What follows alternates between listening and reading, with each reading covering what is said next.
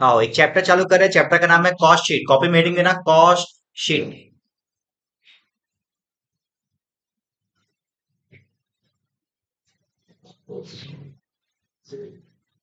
देखना, तुमको cost sheet पढ़ाने के पहले थोड़ा सा इसका बैकग्राउंड तुमको समझाते हैं। कॉस्ट का थोड़ा बैकग्राउंड समझ लो। बैकग्राउंड से तुमको तुम्हारा मेन क्लियर होगा चैप्टर क्या है एग्जैक्ट। देखो, एक मिनट।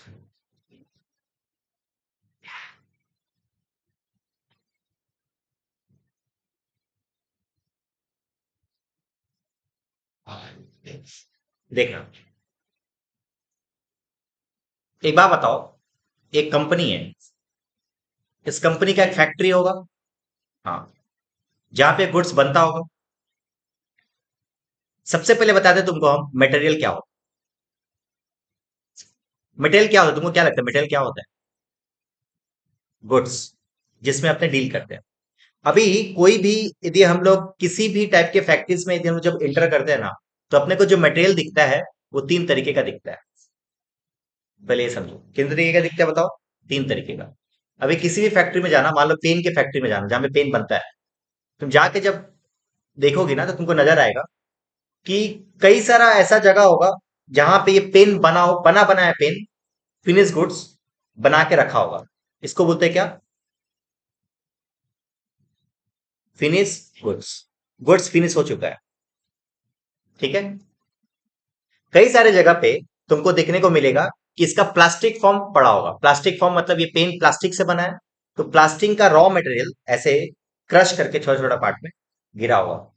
इसको बोलते हैं क्या? इसको बोलते हैं रॉ मटेरियल। समझे? अच्छा, तुमको एक और भी दिख सकता है कि पेन बना होगा बट पेन में रिफिल डालना बाकी होगा। इसको बोलते हैं क्या?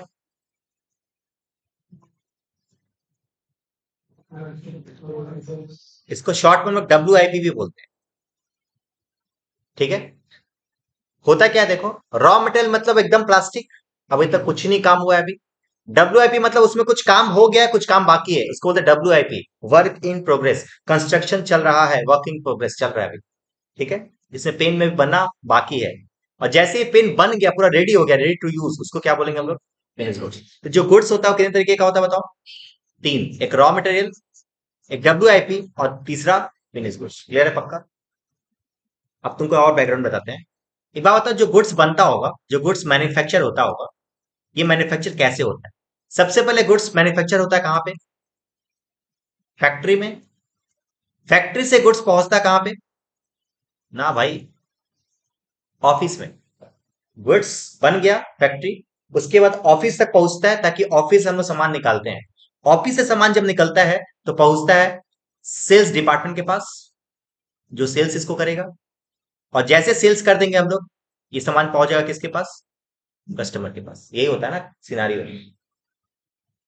अभी हम लोग जो सीख रहे हैं वो चैप्टर का नाम क्या है? Cost sheet. तुमको पता होगा हर जगह पे इसका कॉस्ट होगा कुछ ना कुछ। फैक्ट्री में जब ये पेन बना रहे होंगे तो इसका कुछ खर्चा लग रहा होगा, कि मान लेते हैं 1,000 रुपए इसमें खर्चा लगा। ऑफिस में भी कुछ खर्चा होगा। अभी ऑफिस में सर क्या टाइप का खर्चा हो सकता है सर? ऑफिस में कोई स्टाफ रखे होंगे ना, उसका सैलरी पेमेंट कर रहे होंगे, तो ऑफिस का भी तो कुछ खर्चा होगा। तो इसका मान लो 2,000 रुपये खर्चा है। समझे क्या? अच्छा, सेल्स डिपार्टमेंट में जो सेलर होगा, जो सामान बेच रहा होगा, उसको कमीशन देंगे, तो उसका भी कुछ खर्चा होगा, 3,000 रुपये। तो यदि हम सबको जोड़ दें तो कितना आ गया? 6,000 रुपये का तुम्हारा पूरा टोटल क्या आ गया? कॉस्ट। इसको यदि हम प्रॉफिट जोड़ेंगे तब तो मार्केट में सेल करेंगे ना। मान लेते हैं इसमें प्रॉफिट जोड़े हैं 1,000 रुपए का, तो सेल कितने का हो गया? 7,000 रुपए का। ये जो हम किए ना, इसी को बोलते हैं क्या? Cost sheet.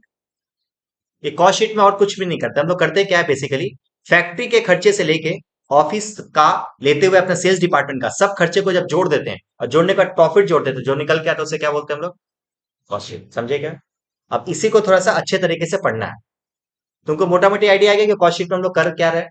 कुछ नहीं, पेन को बनाने में, कस्टमर तक पहुंचाने तक का जो भी खर्चा है सबको जोड़ देते हैं। यही है कॉस्ट शीट। ठीक है। अब तुम देखोगे तो फैक्ट्री में बहुत टाइप का खर्चा होता है। फैक्ट्री में भी बहुत टाइप का खर्चा होता है, और जो बहुत टाइप का खर्चा होता है उस खर्चा का नाम तुमको दे हम, तो पहला खर्चा है तुम्हारा मटेरियल, दूसरा खर्चा है तुम्हारा लेबर, तीसरा खर्चा है तुम्हारा ओवरहेड। चल एक्सपेंसेस लिखते ज्यादा अच्छा रहेगा।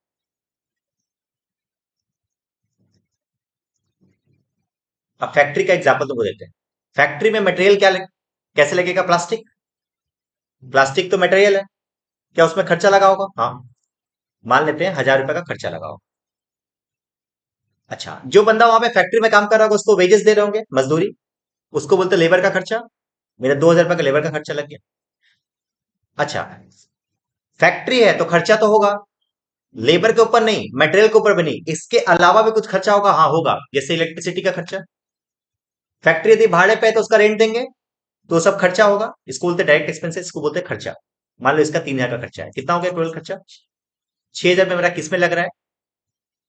सेम चीज ये ऑफिस में भी लग सकता है। हाँ सर, ऑफिस में हो सकता है कि मटेरियल ना लगे, हाँ मानते हैं, बट लेबर तो लग रहा है। ऑफिस का स्टाफ तो लग रहा होगा, काम देंगे। कुछ खर्चा भी होगा, हाँ सर। ऑफिस मान लो भाड़े पे लिया होता है, उसका भाड़ा देंगे। सेलिंग डिपार्टमेंट में भी सेम चीज है। सर मैं मानते हैं कि मटेरियल नहीं लगे, बट कभी कभी हो सकता है मटेरियल भी लगना स्टार्ट कर। लेबर तो लगेगा पक्का, खर्चा भी लगेगा, सबको जोड़ देंगे। तो ये सबको जोड़ दे तो जो निकल के आएगा उसे क्या बोलेंगे? Total cost. उसके बाद हम लोग प्रॉफिट जोड़ देंगे तो उसके क्या बोलते हैं? सेल्स। ये हमारा कॉस्ट शीट है। समझे क्या? अभी इसको थोड़ा सा और अच्छे तरीके से पढ़ते हैं। मटेरियल दो तरीके का होता है दोस्त। एक होता है डायरेक्ट मटेरियल, एक होता है इनडायरेक्ट मटेरियल। एग्जांपल बताओ मेरे को, स्कूल में पढ़ा होगा तुम लोग, बताओ। मटेरियल दो तरीके का होता है, डायरेक्ट एक होता है इनडायरेक्ट, मतलब बताओ। जो गुड्स होता है ना, इस पेन को बनाने में दो गुड्स बना होगा, दो गुड्स लगा होगा, दो टाइप का मटेरियल लगा होगा। एक वो मटेरियल जो डायरेक्ट है और एक वो मटेरियल जो इनडायरेक्ट है। नाम से समझ में आ रहा होगा, एक ऐसा मटेरियल जो देख के बता सकते हैं हाँ सर इसको बनाने में प्लास्टिक लगा होगा, तो plastic is a direct material.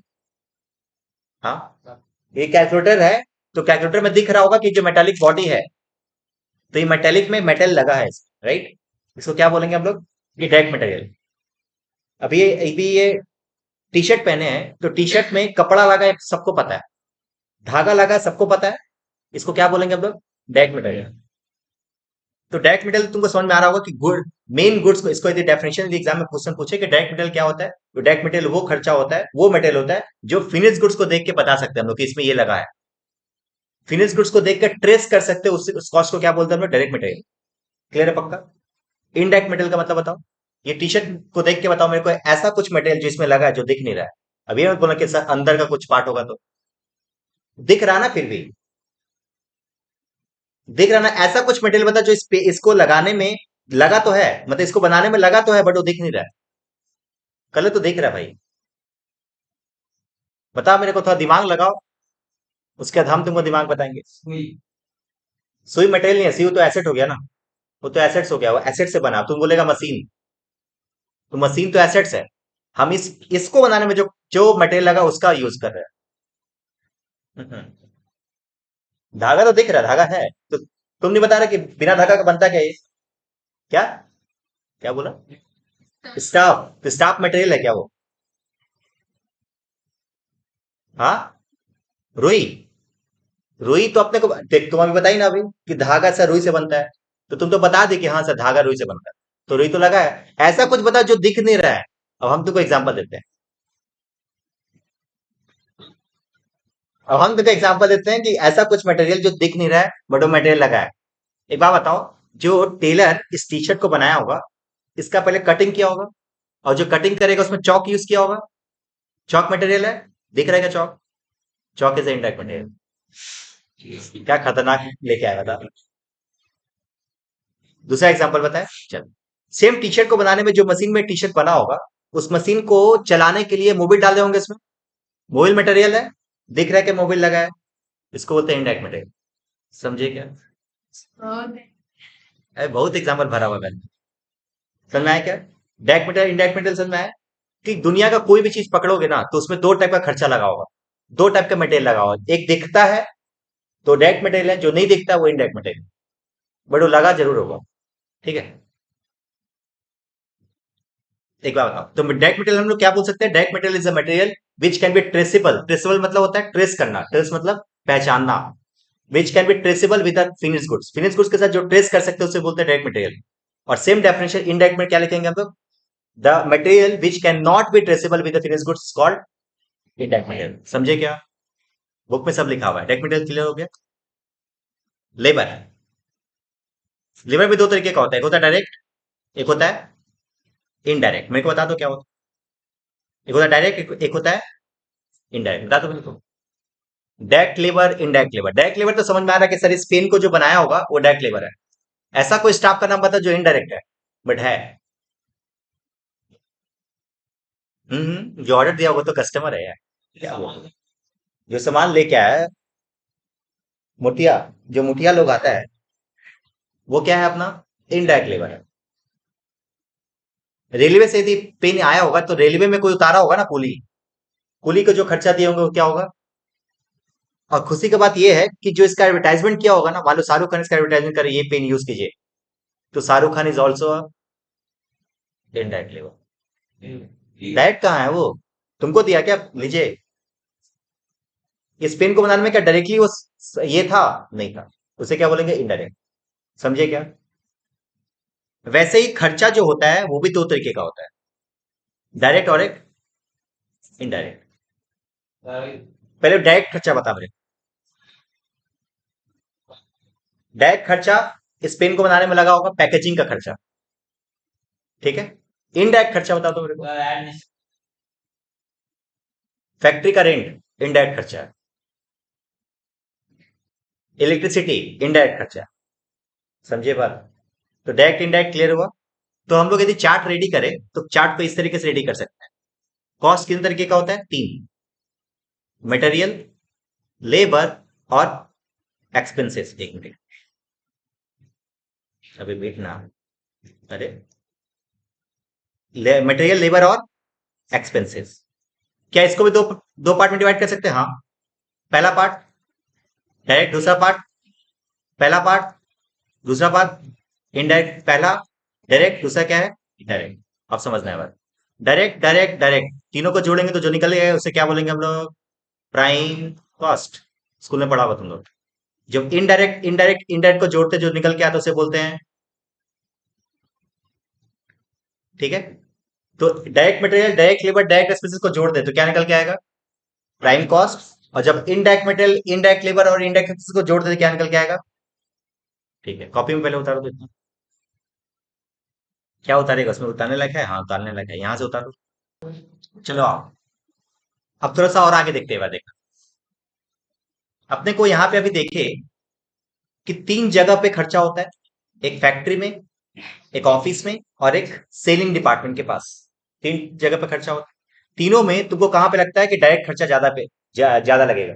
Direct खर्चा कहाँ लगेगा, फैक्ट्री में डायरेक्ट खर्चा लगेगा। ऑफिस और सेलिंग सबका सब खर्चा क्या इनडायरेक्ट है, सही बोल रहे हैं। बट फैक्ट्री में भी डायरेक्ट भी ले सकता है और इनडायरेक्ट भी ले सकता है। मतलब फैक्ट्री ही एक ऐसा चीज है जहां पे डायरेक्ट लगेगा और कहीं नहीं लगेगा, बट इनडायरेक्ट तीनों में लगेगा, ये ना। समझे हम क्या बोले, देखो। Material, labour, overhead. T shirt बनाना है तो टी शर्ट के लिए जो कपड़ा लगेगा और जो डायरेक्ट लेबर होगा वो तो फैक्ट्री में लगेगा, ऑफिस वाला थोड़ी बनाएगा उसको। तो ऑफिस में मटेरियल लगने वाला है नहीं, तो ऑफिस में कोई डायरेक्ट बोल के कुछ खर्चा लगने वाला है नहीं, और ना ही सेलिंग डिपार्टमेंट में लगने वाला है। समझे क्या बात। तो यदि हम बात करें शुरुआत से, एकदम शुरुआत से स्टोरी तुमको बताते हैं।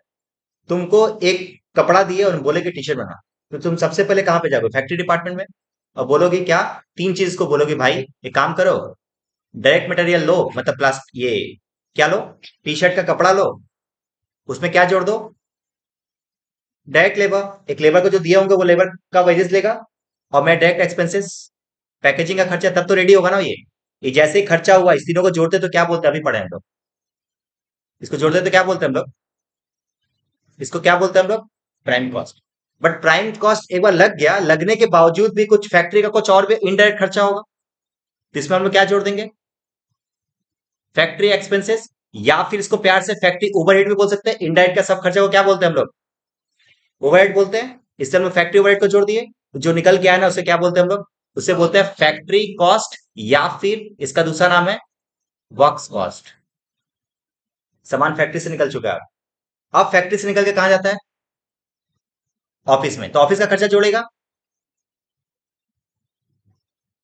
जैसे ही ऑफिस का खर्चा जोड़ेगा तो जो निकल के आएगा उसे क्या बोलेंगे, कॉस्ट ऑफ प्रोडक्शन। ये सामान बन चुका है, प्रोडक्शन करने का ये खर्चा लगा। जैसे ही कॉस्ट ऑफ प्रोडक्शन लग चुका है, उसके बाद हम लोगों का सामान कहां जाएगा, सेलिंग डिपार्टमेंट में, तो उसका भी कुछ सेलिंग ओवरहेड होगा। ओवरहेड का मतलब इनडायरेक्ट होता है, तो क्या निकल के आएगा? Cost of good sold. जैसे ही कॉस्ट ऑफ गुड सोल्ड होगा, ये तीनों खर्चा जोड़ दिए, अब हम लोग क्या जोड़ेंगे? प्रॉफिट। निकल के क्या आएगा बताओ? से यही चार्ट लिखाई थी मैम स्कूल में, यही चार्ट था। ये चार्ट और कुछ भी नहीं है, बस स्टोरी था। स्टोरी से मैं फैक्ट्री से निकला, फिर ऑफिस में जुड़ा। बट खाली कहाँ पे क्या क्या क्या है देखो, हर जगह पे हम ओवरहेड यूज किए हैं। यहाँ पे भी ना ओवरहेड लिखना ज्यादा बेटर है, क्योंकि ऑफिस में ओवरहेड लगता है। ठीक है, ये और ये तीनों को जोड़ दे तो क्या निकल के आ गया? अपना प्रॉफिट आएगा। ये अपना कॉस्ट शीट का ऊपर ऊपर का एडजस्टमेंट है। एक्चुअल में इसमें बहुत सारा और चीज भी है जो अपने को डालना पड़ेगा। अभी के लिए ऊपर से समझ में आया क्या है एग्जैक्टली?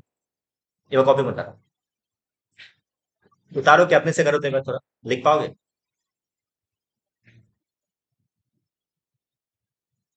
स्टोरी बताए थे हम तुमको, स्टोरी से समझ। सबसे पहले प्राइम कॉस्ट आएगा, direct material, direct labour, direct expenses जोड़ दिए, प्राइम कॉस्ट आएगा।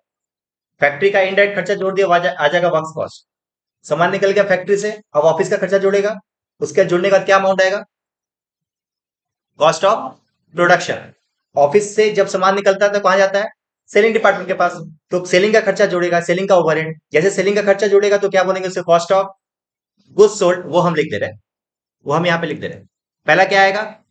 Prime cost. दूसरा क्या आएगा? Sorry sorry sorry, works cost, works cost. तीसरा क्या आएगा? Cost of production. और चौथा क्या आएगा? उसमें हम लोग प्रॉफिट जोड़ देंगे तो क्या आ जाएगा? चलो खुद से एक बार करो, ये बात खुद से लिख देने से पूरा का पूरा चार्ट याद हो जाएगा। चलो हम लोग कॉस्ट शीट का अभी चार्ट पढ़े, हम लोग ऊपर से, ऊपर ऊपर से भी पढ़ते हैं। अभी एक चीज और मेरे को बताना, मेरे को क्वेश्चन का आंसर। अभी हम लोग ऊपर में पढ़े कि सर मटेरियल पहले जोड़ना चाहिए। मटेरियल, मान लो तुम 1000 kg मटेरियल खरीदी, 10 रुपया करके। 10 रुपया लगा दिए हम लोग मटेरियल में, और लेबर इससे, अच्छा, एक एक केजी से एक एक यूनिट बनता है मान लो। 1 kg प्लास्टिक डालते हैं तो 1 kg से एक पेन बनता है मान लो। 1 kg प्लास्टिक डालते हैं तो 1 kg क्या, ये एक पेन बनता है। जो लेबर है, लेबर जो है अभी तक 200 पीस पेन बनाया है। तो एक बात बताओ, यदि हम कॉस्ट शीट बनाना चाहेंगे तो कॉस्ट शीट में सबसे पहले डायरेक्ट मटेरियल जोड़ना पड़ेगा, फिर डायरेक्ट लेबर जोड़ना पड़ेगा। हम उसको जो लेबर देंगे पीस के हिसाब से देंगे कि भैया आप 200 पीस बनाए हैं तो आप 200 के हिसाब से 10 रुपए करके आप 2000 रुपये ले लीजिए। मेरा क्वेश्चन ये है कि सर मटेरियल में कितना लिखे, ये पूरा का पूरा 10,000 उतार दे क्या? सोच के बताना, लॉजिकली क्या बनता है? पूरा का पूरा 10,000 उतारना सही है? नहीं। आप तो पूरा का पूरा प्लास्टिक खरीदे 10,000 kg, 10,000 रुपए का कितना, 1000 kg। बट आपका अभी तक यूज कितना किया आप? 200 ना। तो लिखना भी कितना चाहिए? जब आप लेबर को, लेबर का अमाउंट वो लिख रहे हैं जो लेबर को दे रहे हैं, तो मटेरियल में भी वही अमाउंट लिखना चाहिए जो आप यूज किए हैं, है ना? समझे बात? तो जो मटेरियल यूज किए है ना, उसको बहुत प्यार से हम लोग बोलते हैं रॉ मटेरियल कंज्यूम। उसको क्या बोलते हैं बताओ? Raw material consume. तो इसका मतलब ये हुआ कि जो डायरेक्ट मटेरियल हम लोग यहाँ पे लिखे हैं ना, वो क्या है एग्जैक्टली? रॉ मटेरियल कंज्यूम्ड है। ठीक है, जितना, हाँ, पहले इस्तेमाल करो फिर विश्वास करो। जितना इस्तेमाल किए थे वही, हाँ। कंज्यूम मतलब होता है खाना। कितना रॉ मटेरियल खा चुके हैं अभी तक यहाँ पे एग्जांपल में? 200। तो 200 ही लिखना चाहिए। मतलब 1000 का 10,000, तो 200 का 2000। तो हमको मटेरियल में खर्चा 2000 लिखना चाहिए। तो हम लोग ये सीखते हैं कि मटेरियल कंज्यूम कैसे निकलता है। अब ये सीखते हैं कि रॉ मटेरियल मटेरियल कैसे निकलता है। ये निकालने के लिए एक छोटा सा एग्जांपल तुमको दे रहे हैं, मेरे को बताना है। मान लो तुम्हारा एक फैक्ट्री है, उस फैक्ट्री में ऑलरेडी तुम्हारे पास 200 पीस, 200 kg ऑलरेडी था, 10 रुपया करके। कितना रुपए का सामान था तुम्हारे पास? 2000 रुपए का सामान ऑलरेडी था। 2000 का सामान था ऑलरेडी तुम्हारे पास। तुम और खरीदी, मार्केट से और खरीदी, कितना? 500 kg और खरीदी, 10 रुपया करके। तुम्हारे पास और कितने का आ गया? 5,000 का और रुपया का रॉ मटेरियल आ गया। सब चीज काम करने के बाद तुम्हारे पास एंड में, एक साल पूरा बीत गया, बीतने के बाद तुम्हारे पास, तुम्हारे गोडाउन में अभी भी मटेरियल पड़ा हुआ है 100 kg, 10 रुपया करके, 1000 रुपये। बताओ इस पूरे साल भर में कितना रॉ मटेरियल यूज किया है? कैसे पता चला? हम क्या किए, इसके साथ इसको जोड़ दिया, माइनस कर दिया इसको, एक है ना। तो देखो यदि अकाउंटेंसी की भाषा में यदि लेके आए तो इसको क्या बोलते हैं, ओपनिंग स्टॉक। इसको क्या बोलते हैं, परचेस। इसको क्या बोलते हैं, closing stock. Opening stock plus purchase minus closing stock is what, raw material consume. यदि रॉ मटेरियल कंज्यूम का यदि फॉर्मूला लिखे तो ऐसे होगा, opening stock plus purchase minus closing stock, जो निकल के आएगा क्या बोलेंगे इसको, कंज्यूम। बस खाली एक चीज और ध्यान रखना कि जब हम लोग सामान खरीदते हैं तो मेरे को बहुत सारा खर्चा लगता है खरीदने के लिए। हाँ, जैसे मान लो हम रॉ मटेरियल खरीदेंगे तो भाड़ा लगेगा आने का, तो मेरा खर्चा लगेगा ना, तो वो सब खर्चा भी हम लोग यहाँ पे क्या कर देंगे, जोड़ देंगे। ये सब एक्सपेंसेस भी क्या कर देंगे, जोड़ देंगे। ये निकल गया, क्या निकल के आएगा, रॉ मटेरियल कंज्यूम।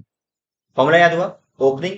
कोई फॉर्मूला देखो रट्टा नहीं मारना, एकदम लॉजिकली समझो, यही करते भी हम लोग, इसलिए तुमको पहले एग्जांपल से समझाया।